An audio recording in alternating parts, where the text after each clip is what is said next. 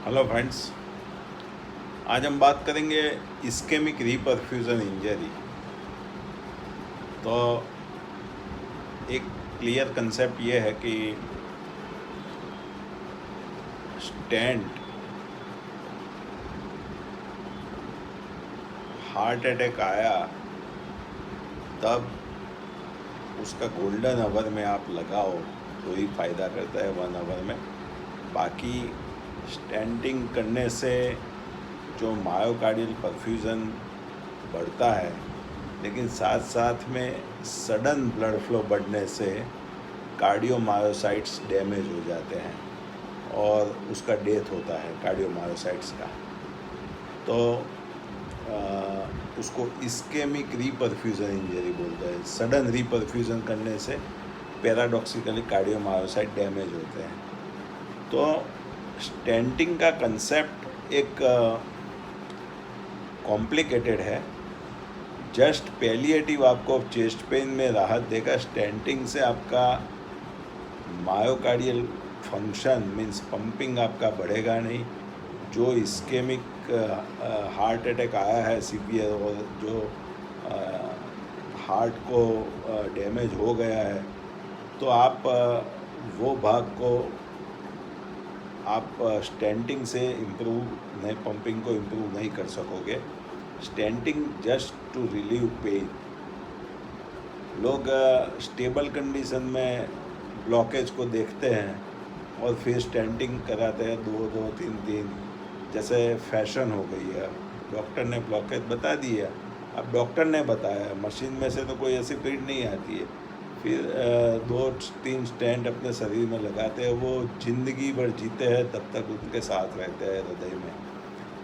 तो उससे ischaemic रीपरफ्यूज़न injury होती है। वो लोगों को मालूम नहीं पड़ता है कि मायोकार्डियम कार्डियोमायोसाइट का डेथ ज़्यादा होता है। तो इमरजेंसी गोल्डन आवर के सिवाय स्टेंटिंग कराना नहीं चाहिए। स्टेबल कंडीशन में कभी भी स्टेंट मत लगाइए ब्लॉकेज को खोलने के लिए।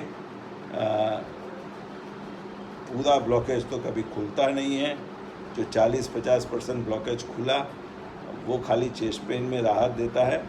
और इस्केमिक रीपरफ्यूज़न इंजरी से कार्डियोमायोसाइट पैराडॉक्सिकली और डैमेज होते हैं। तो आपने स्टेंटिंग के बाद किसी का पंपिंग बढ़ा ऐसा देखा कम होगा, क्योंकि जो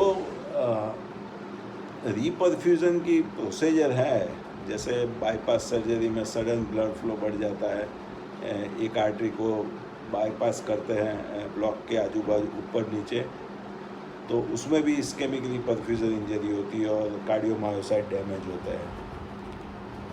तो ब्लॉक को डॉक्टर ने बताया, उसको देख के सडन स्टेंटिंग या बाईपास में मत जाइए, और वरना आपके कार्डियोमायोसाइट और डैमेज हो गए इस्केमिक रीपरफ्यूज़न इंजरी से। इसकी जगह पे आप USFDA approve enhance external counter pulsation treatment लीजिए, जो एक्सटर्नली प्रेशर से, जब हार्ट डायस्टोली में होता है तो पैर में से स्टिपुलेटेड प्रेशर दिया जाता है, और हार्ट जब सिस्टोली में होता है तो ये पैर में से बेल्ट लूज होता है, न्यूमेटिक कफ, तो प्रेशर हार्ट का कम होता है, तो आफ्टर लोड कम होता है, तो उसमें इस्केमिक रीपरफ्यूज़न इंजरी नहीं होती है। तो sudden increase in blood flow can damage the surrounding myocardium. जो मायोकार्डियम है कार्डियोमायोसाइट, वो 15 मिनट तक इस्केमिया सर्वाइव कर सकते हैं। देन उसका डेथ, कार्डियोमायोसाइट का डेथ हो जाता है, मीन्स वो डैमेज हो जाता है। तो आपको स्टेबल कंडीशन में एक बार हार्ट अटैक आ गया हो, अथवा छोटा मोटा नॉन स्टेमी हार्ट अटैक आया और फिर आप एंजियोग्राफी कराओगे और फिर स्टेंटिंग कराओगे, तो ये फ़ायदा से ज़्यादा नुकसान करेगा रीपरफ्यूज़न इंजरी के हिसाब से। तो optimal medical treatment is equivalent to stenting and surgical intervention, and ECP therapy is equivalent to bypass surgery. तो आप नॉन सर्जिकल अप्रोच को एडॉप्ट कीजिए और इस्केमिक री परफ्यूजन इंजरी से बचिए। नमस्कार।